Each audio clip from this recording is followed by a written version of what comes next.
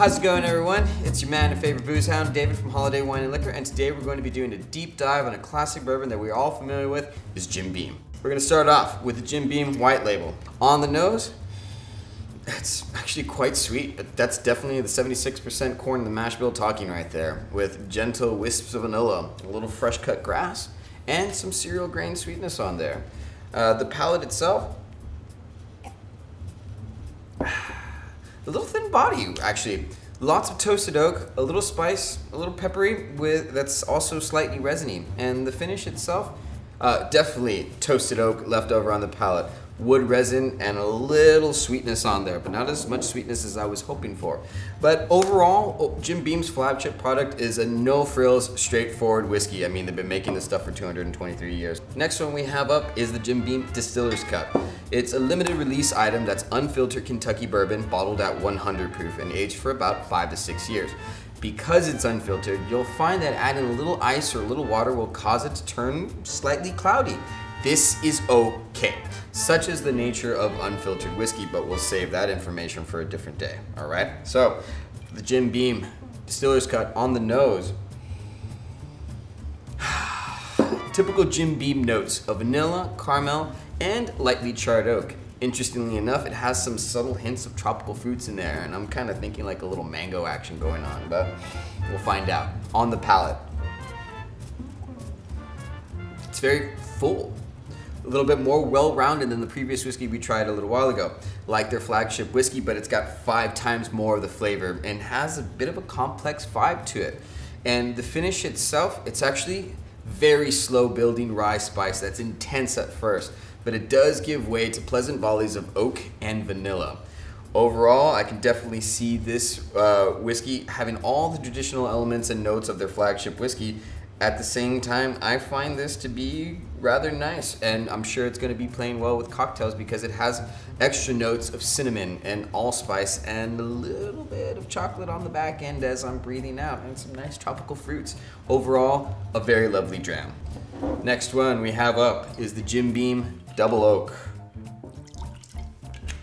Thus named because after being aged for 4 years in new charred American oak barrels, that barrel is then emptied out, and that sweet, sweet nectar gets placed in a freshly charred American oak barrel and aged to taste.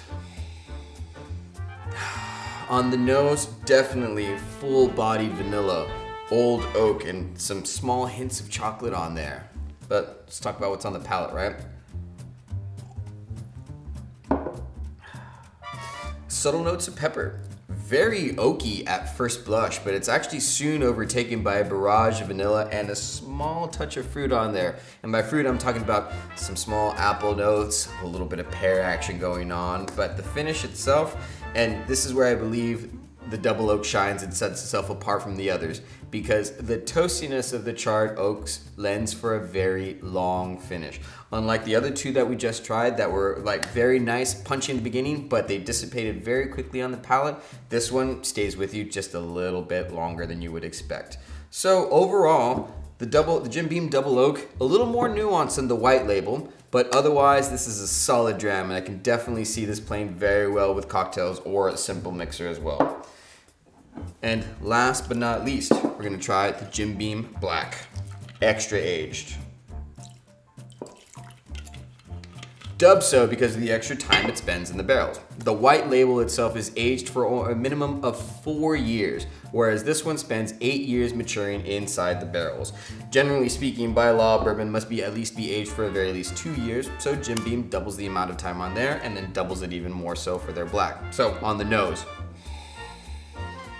complex, very, but well-rounded and balanced, but I believe that's actually 8 years in the barrel for you, talking to you. Some of the more obvious notes being caramel, cinnamon, oak, and vanilla. Generally, a lot of the same flagship notes that you're gonna find in their White Label, but on the palate though,